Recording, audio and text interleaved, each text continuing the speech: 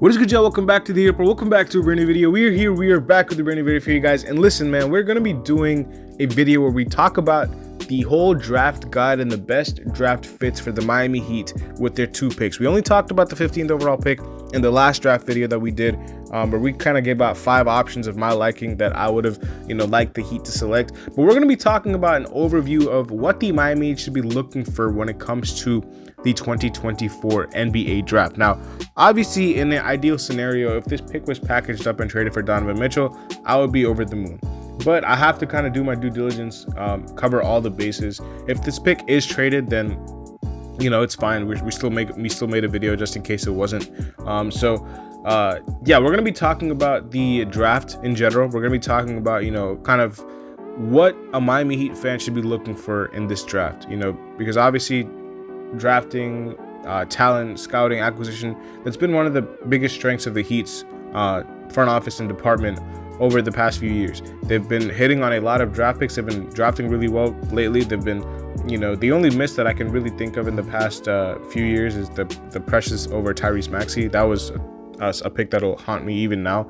But apart from that, they have done a pretty good job with drafting and acquiring talent out of the college and international circuit. So we're going to be talking about all the players that the Miami Heat could possibly look to get with their 15th overall pick and with the 43rd overall pick. So I have pulled up Kevin O'Connor's big board. It's a very, very useful big board. It's from the Ringer, and it just kind of gives you an overview of what each player does and kind of like a overview of what their play style is and their shades of and all that stuff.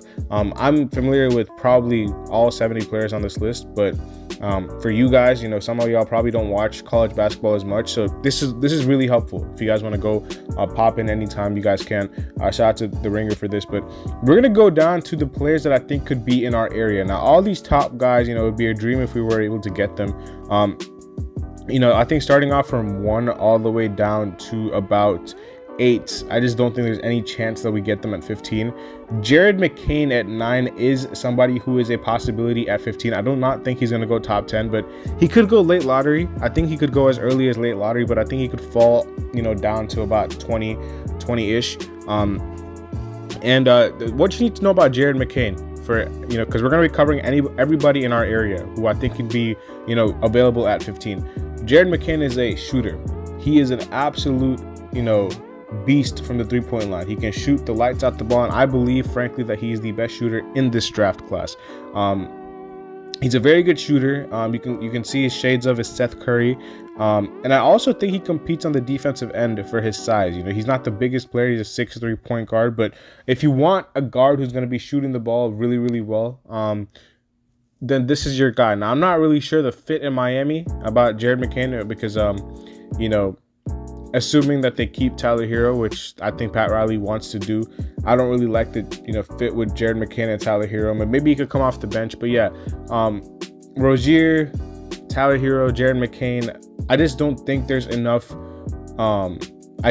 explosiveness attacking the rim there. I think Jared McCain lacks that a ton. He's a pull-up catch and shoot threat. He's a very similar player to Tyler Hero, I guess, coming out of college. Tyler Hero is definitely ranked higher, coming out. A lot of people like Tyler Hero higher. Jared McCain's more of an off-the-ball shooter. I'm not really sure if it's worth spending the pick on Jared McCain, but I don't think he's a terrible option. We got to skip past Cody Williams because I think he's going to be gone by then. Dalton Connect has maybe a slight chance, but I don't see it with Dalton Connect being there at 15. This is my favorite player for the Miami Heat, Devin Carter. I'm a huge fan. I brought him up in the last video.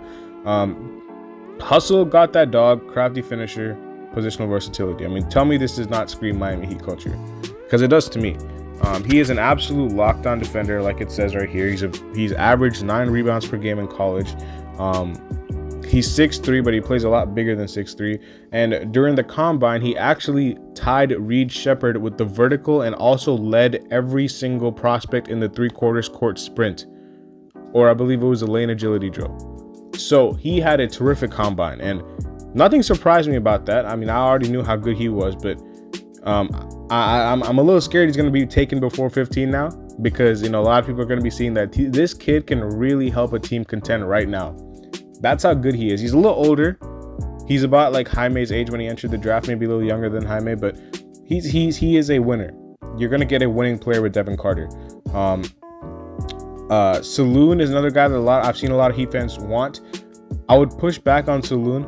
Saloon is more of a project player to me. You can see right here, young talent with raw qualities who has potential to become a versatile two-way star. I would lean a little back on, you know, taking Saloon. I wouldn't go, you know, full throttle into picking Saloon at 15. I'm not saying I'm not a fan of the player. I just don't think it's the right fit in Miami.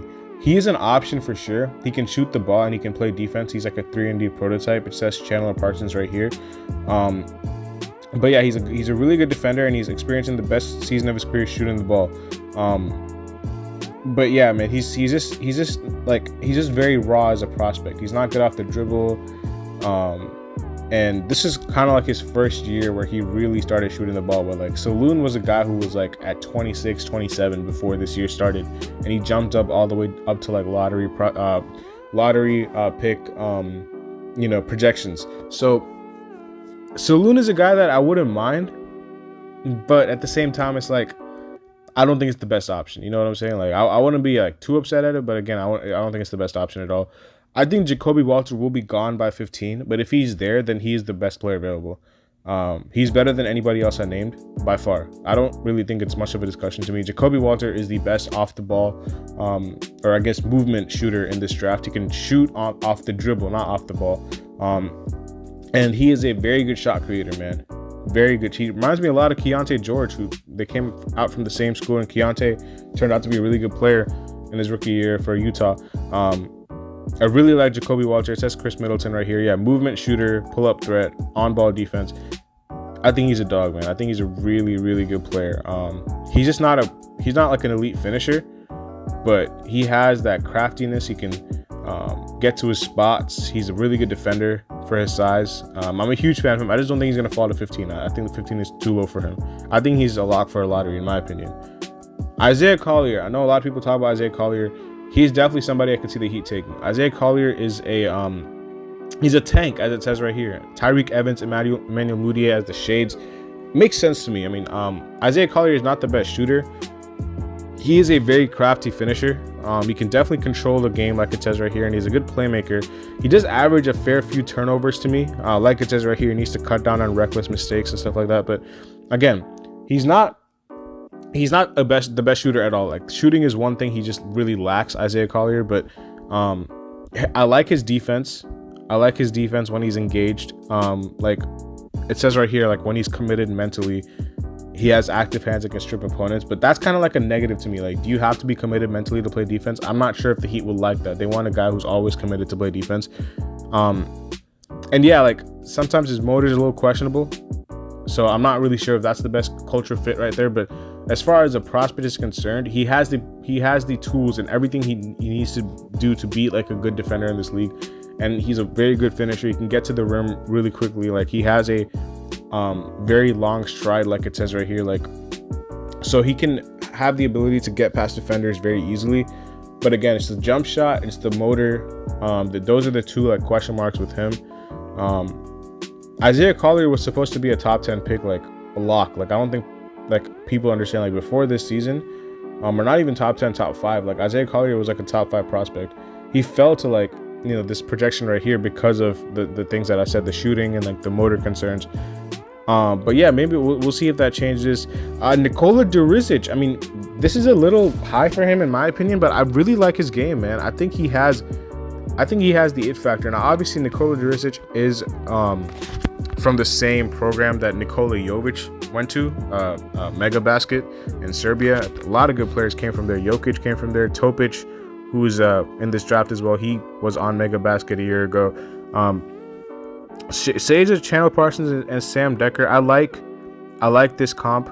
I just don't know if he's the defender. He's very similar to Jovic, to be honest. I think he's very similar to Jovic. Feel for the game, promising young shot creator. I think it's kind of redundant drafting him. Jovic is very similar to him. Jovic is a little, taller, and he has a better handle to me. Durrisic is a better shooter. but very similar prospects. Both did not come out of their teams as good defenders. Jovic has developed into a pretty solid defender over the past 2 years, but I'm not sure if I would draft Durrisic at 15. I think he's more of a second round guy. I don't even have a first round grade on him, to be honest. Maybe at 43, if you get him, that's a steal. But I don't think he's going to drop to 43 there. I think he's going to get taken before that. I think Pacome will probably end up being a late first round pick. I don't have a first round grade on him either. I have him going early second round. Definitely not somebody you take at 15. He's very, very raw though. So I'm not sure if he's the Heat type prospect. Like, the Heat need guys who can help them compete now, like Jaime Jaquez, type players who can really just, from day one, just be a part of a championship contender, and come ready to compete. And Pacome is a guy who I think needs to go to a team who can nurture him, like a Detroit or like a Washington, the Charlotte.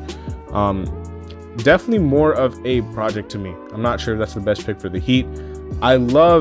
Absolutely love Tristan DSilva. I made a post on who my 5 favorite players were in this draft, and he was one of them.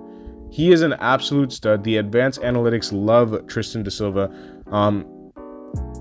It says Kyle Anderson over here. I think this is a little bit low for him. I think Kyle Anderson is probably his floor, to be honest. I think he can be a lot better than Kyle Anderson is right now. The main thing about Tristan DSilva is his handle and his feel for the game. Right here it says feel for the game. He is very versatile. He is very, very adept at bringing the ball up the floor, but he can also shoot the ball really well. Shot 40%, catch and shoot 3. And he's very good off the ball defensively. Again, not the most athletic by any means, but DSilva is just a winning player, man. He is so versatile. Play him. You can play him 3. You can play him 4. I've seen Colorado sometimes play him 5 whenever Eddie Lampkin was in foul trouble. So I love Tristan DSilva. I really like his game a lot. I think 15 is a good range for him. I have him going to Sacramento at 13 in my latest mock draft that I published on my second channel. Go check that out. But Tristan DSilva, I mean, I think he's an absolute stud, man. So we'll see what happens, with him. But I'm super high on him. Collier Ware, I've seen a lot of people talking about Collier Ware to the Heat. I like Collier Ware. Collier Ware can definitely shoot the ball, and he can space the floor. He's a good shot blocker. There was actually a big conversation last year. Collier Ware could have entered the draft last year as well, and people were talking about Collier Ware versus Derek Lively, and I was actually on Team Collier Ware when he was playing for Oregon last year. He transferred to Indiana. He didn't really have the best season at Oregon. He transferred to Indiana. He had a terrific season at Indiana, and he entered the name for his draft this season. But Collier Ware could have entered the name last season, and I would have been comfortable with him being a first-round pick last year as well. So Collier Ware is a really, really good player. Super athletic, can block shots, can score inside, and can also score outside. I think everything you want from him, offensively, as a prospect for the Miami Heat, he'll bring that. Not only is an athletic lob threat who can rebound the ball, he's a guy who can be he's 7 foot 210. Like, that's a really, really big body you can put even next to Bam if you want to. Because the thing about Collier Ware is that he can shoot the ball pretty well. He's a pretty good floor spacer, and he can definitely shoot the 3. So yeah, Collier Ware is definitely a really good prospect, man. I'm a huge fan of Collier Ware's game, and I wouldn't mind if the Heat were to take him at 15. I think that would be a little high, but I don't know. At 15, maybe you can trade back and get him at like 20, where he's projected to go right now. But the player itself, I really like Collier Ware's game. Weaknesses, yeah, the motor, the effort, I guess. And then decision making, yeah, the passes, the playmaking. Turns the ball over, telegraphs passes. It's natural for somebody that size. Not every center can be a good passer, but Collier Ware definitely is really adept at doing a lot of other things than passing. Again, not the best post-up player, but man, he is athletic and he can shoot the 3. And I think that's what you want in a modern center today. So I like Collier Ware a lot. Yves Missy is very similar to like a Bam Adebayo type. I guess Jalen Duren is a good comp. But Bam Adebayo, when coming out of college, I would say is like where Yves Missy is projected to be right now. Like an athletic lob threat, rim running, rim protecting center. That's what Yves Missi is. You know, I'm not sure he's the best fit. It's kind of redundant. They did this with Precious Achiuwa. I don't really like that fit with Yves Missi and Bam. If you want to draft him for a backup center spot, sure, but I don't really believe spending that pick on a backup center. The reason I like Collier a lot more for the Heat is because of his ability to space the floor. Yves Missi cannot shoot at all. So yeah, and yeah, right. It says hackable free throw shooter. He's not a good shooter at all. Zach Edey, miss me on Zach Edey. I do not want to see. Please stop mocking Zach Edey to the Miami Heat. Please. I am begging ESPN, everybody, The Ringer, Sports Illustrated, Zach Edey, please stop mocking this man to the Miami Heat. There's nothing against Zach Edey. Maybe there's a little bias. Obviously, as somebody who went to Illinois, I don't like any Purdue players, but at the same time, the fit doesn't make sense at all. Like, people are talking about Zach Edey playing next to Bam. Neither one of them is going to be able to shoot the three ball. And please don't talk to me about the combine results from three for Zach Edey, because I've seen Dwight Howard, JaVale McGee, these guys making wide open threes in practice. Zach Edey is not a floor spacer. He's a really good prospect. I don't think he's a bad prospect at all. I mean, I like the Ivica Zubac comparison, but do you think Bam and Ivica Zubac can play next to each other? I don't think so. So why are we doing this with Zach Edey? And plus, he's 7'3". Do you think Spoelstra is going to want to play Zach Edey and Bam together? Eric Spoelstra, the guy who wanted to play Caleb Martin at 6'4", Haywood Highsmith at 6'4", PJ Tucker at 6'4", next to Bam Adebayo for multiple seasons, Jay Crowder at 6'5". He likes smaller, switchable defenders. Zach Edey is neither one of those, and he cannot shoot the three. It's a terrible fit. I do not want to see him mocked to the Heat again. Please. Carlton Caron, on the other hand, I think I'm a huge fan of. And I called this, I think, last year in December. I said Carlton Caron is a guy for the Heat to watch out for. I think he's the pick. I said this in December of last year, and I posted it. And he had a little bit of a slippage from then, but he has since had his name, rise in mock drafts and big boards. He had a terrific performance at the combine, but also even during the regular season with Pitt. I just think he's a very elite, off the dribble scorer, and I think he's a bucket. Off the bench, any team can use him. He goes by Bub Guaranton. You can call him either one. But yeah, he's not the best at attacking the rim or anything like that. But his shot creation ability is really, really good. It's almost second to none in this draft. And he's a very, very effective playmaker for his position as well. He's not the best rim finisher. He's not the best defender. Those are the only two things that really hurt his stock to me. But everything else he has covered. I like Carlton Caron out of Pitt. He's not going to be a first round pick. Ulrich Chomchi. I'm not expecting him to be a first round pick. Maybe a second round pick. But again, another raw center. Don't think this is the answers. Trenton Flowers, same thing. I mean, this is more of a potential pick. This is 2-3 years down the line, because this dude played for Adelaide in the NBL, and every time, I didn't watch too much film of him, but I did watch a couple of highlights here and there. He looks very, very underdeveloped yet. So again, don't think this is the right pick. I've seen people talking about Filipowski. Filipowski is the profile that you would want next to Bam Adebayo. He's like a floor spacer. But again, a little redundant to have Filipowski and Jovic. I would rather keep Jovic and just not have Filipowski on the team. I just also don't really like Filipowski's motor. I don't like Filipowski, his I guess demeanor, to be honest. The whole I don't know. To me, Filipowski just rubbed me the wrong way during some parts of the season. But as far as his game on the court, I mean, he just can't defend anything. That's the big concern with Filipowski. He just cannot defend anything. Definitely can shoot the ball though. He's definitely able to shoot the ball. I like Zach Collins as a comp. I like Lauri Markkanen as I don't like Lauri Markkanen as a comp. I like Kelly Olynyk as a comp. Lauri Markkanen, I think, is a bit too rich for me for Filipowski. He's definitely not as explosive as Lauri Markkanen for sure. Lauri Markkanen, I've seen dunk on people before. I've never seen that from Filipowski at Duke. Definitely has the ball handling, but I think Kelly Olynyk is an underrated ball handler himself. So I would prefer Kelly Olynyk to be the comp instead of Lauri Markkanen. Bobby Clement, another project to me. Duron Holmes, very similar fit to Collier Ware, but Duron Holmes is not a athletic center. He is more of a I guess, forward to me than a center. He's very similar prospect to Bam Adebayo with his size. He's 6'9", 221. Definitely can block shots and definitely can catch lobs, but he's not like jumping out the gym by any means. But I think he's definitely a very, very good shooter. I really like his shooting ability, and he can definitely, get you some loose possessions here and there. He's a very, very good shot blocker. It says it right here, shot blocking is his best defensive skill, and he's a very, very intelligent player. Now, Duron Holmes versus Collier Ware, who would you rather have? I think Collier Ware has higher upside, but I think Duron Holmes can be a better player from day one because he's such a smart, cerebral player as well, and he's a very good shooter himself.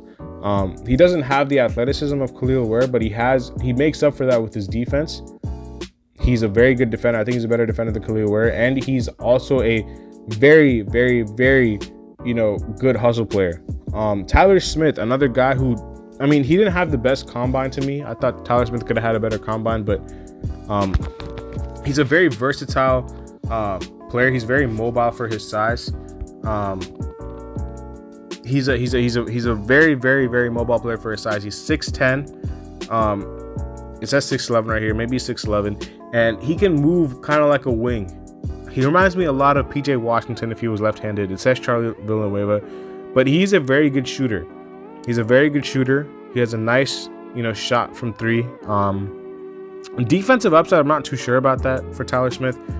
But again, at 15, I'm not really I'm not really expecting him to drop past 20. I think 29 is way too low for Tyler Smith. But at 15, I wouldn't be mad at it. I think the fit next to Bam is pretty good. He was on the list of one of my 5 favorites fits for the Miami Heat at 15. But yeah, Tyler Smith is a player that I think will be a good fit at Miami, specifically because of his ability to space the floor and his ability to kind of move and be a versatile, I guess, defender if you need him to with his mobility. He's not the best post defender by any means. He's not the best post scorer by any means. He's absolutely terrible in the post. Anywhere else, though, I trust him. So Tyler Smith, not a bad option at 15. Now we get to the players that are like second round candidates, like at pick 43. Who do we like at pick 43? What do we think is the best fit for the Heat at pick 43? Jaylen Tyson is, I think, a good fit because of his, I guess, the thing about Jaylen Tyson is he's not a good shooter. He's not a good shooter at all. I don't like Jaylen Tyson's shooting ability. But I do think defensively, and I do think his versatility at 6'7", he can play multiple positions. I think this is a guy that the Heat will look at 43. He plays at his own pace. He's a point forward in essence. Again, I don't really like his jump shot, his mechanics. It's gone in a few times here and there, but he's very, very streaky from three. He can definitely get inside. He can make up floaters here and there, runners here and there, but he's, I think, a very, very good complementary piece if you want to put him next to a Jimmy Butler or Bam Adebayo. I don't think he would have any problems with that, but I do think he's kind of, similar to like a Jaime Jaquez in that sense, where, again, not the most consistent shooter, but will use his, footwork and his post presence, like it says right here, to get inside and get these crafty shots off. AJ Mitchell out of Santa Barbara. I like AJ Mitchell a lot. He's a very good scorer. Definitely somebody I could see the Heat taking with their second round pick. But again, I don't think he's gonna fall to 43. Kaishan George. I think a lot of people will know about Kaishan George from Miami. He's an elite player, man. I'm a huge fan of him. Definitely not falling to 43 though. I think he's a little bit too good to be falling to 43. I think he could go. I have him going in the first round actually. So Mark Sears. It says shades of Jalen Brunson. I wonder if it's because he looks like Jalen Brunson. This has been something that's been going on. Mark Sears is a very, very good prospect because of his ability to create shots. Very good shot creator, crafty finisher. He's really undersized. The biggest problem with Marks here is that he's undersized and he cannot defend. Apart from that, his offensive game is flawless. I really like Marcus Sears' offensive game. I'm not sure if he's the right pick at 43 though for the Heat. I love Kevin McCullough, but he's not going to fall to 43, and he's going to be definitely taking in the first round. I don't know why he's falling to 34 here. Same with Tyler Kolek. He wouldn't be bad at 15. Tyler Kolek would not be bad at 15. He's a winner, man. He is an absolute winner. I'm a huge fan of his game. You guys saw that in the last video. Johnny Furphy will be a first round pick. He's like a Trey Murphy type player. He's a very good shooter. This kid right here could be a pick that the Heat target in the second round. Oso Adebayo, I think he will be taken before 43, but if he's not, Oso Adebayo is a very, very good passer, and he also is a very good defender. At 6'11", his vision is off the charts. I've not seen any other player in this draft with his size have that passing ability. He is a very, very good playmaker, man. I love Oso Adebayo's passing. Teran Shannon could be an off-the-bench scorer. Depending on the off-the-court stuff, he could fall in the draft. But I do think if he falls to 43, this is a no-brainer pick for the Heat. I mean, I'm not just saying this because I went to Illinois. I've seen Teran Shannon play like for 2 consecutive years now. Like, Teran Shannon's a stud. The only issue with Teran Shannon is the off the court stuff. That's it. But he reminds me a lot of Kelly Oubre. Very good, finisher at the rim. He's explosive. He just puts a lot of pressure on the defense with his driving ability. He can shoot the ball. He's a very good one-on-one defender. You would love a guy like that on a championship team. I have him going in the first round right now. If he drops to 43, it'd be kind of a miracle to me. But if he does, you take him at 43. That's just a very no-brainer pick to me. KJ Simpson. Again, it factor is correct. Definitely a leader. He played on that Colorado team with DSilva. Hit that huge shot against Florida in the tournament. Very good shooter. I really like his shooting and finishing ability. He just cannot defend anything. That's the problem with KJ Simpson's game. Cannot defend. Ryan Dunn will definitely go higher. I would consider taking Ryan Dunn at 15 because of his defense alone. He is the best defender in this class. It says right here, the best defender in this class is correct. By far. It's not even close. Not even close. He has no shooting ability right now, but his defense is so elite, man. Just watch Ryan Dunn defense and you guys know what I'm talking about. Everybody else right here, I'm trying to see if we can take at 43. Jaylen Bridges, I'm a fan of. 3-and-D player. I like the Mikal Bridges comp for Jaylen Bridges. I wonder if the last name is one of the reasons. Cam Christie, this is Matt Christie's brother out of Minnesota. Very, very, very good shooter, man. Baylor Shireman. I think Baylor Shireman has some guard skills, man. He's 6'7", and he's a very, very smooth player. Again, smooth lefty shooter. Can play off the dribble. I wouldn't mind Baylor Shireman being taken by the Heat at 43. He's an older player for sure. He's about to be 24. But yeah, offensive skill set is there. Harrison Ingram, 3-and-D. 3-and-D player who can play make. I like Harrison Ingram a lot at 43. Cam Spencer is a shooter from UConn, the tournament. You guys saw that. He was an absolute stud for UConn there. I like Keyshawn Johnson. I like the Jay Crowder comp. He's another 3-and-D player. He's a very good defender. Keyshawn Johnson's a very good defender. I buy the defense way more than the shot, but the shot is coming along for Keyshawn Johnson. I don't like Pelle Larsson at 43. Almanza is more of a project to me. Same with Quinton Post is he's like a quintessential center who can shoot a bunch of threes. He just doesn't get in the paint at all. But he's a very good shooter, Quinton Post. Trevon Brazile is an absolute stud with his motor, his athleticism, shot blocking right. He's just a very good player with his, intangibles. Trevon Brazile, whenever you watch Arkansas, he's everywhere. You just see Trevon Brazile pop up all over the place. He's just so good with his ability to get to the rim, his ability to catch lobs, his ability to block shots. His motor is off the charts. He's not a good shooter. That's the one thing about Trevon Brazile. He cannot shoot the ball at all. But he's definitely a good prospect for 43. Definitely a Heat culture pick. Alex Caravan, another guy who I think could be another player for the Heat to consider at 43. He's an elite shooter. He's a very good shooter. He's a 6'8" stretch 4. That's what you're getting from Alex Caravan. He is a guy who is a very good mover off the ball as well. It says it right here.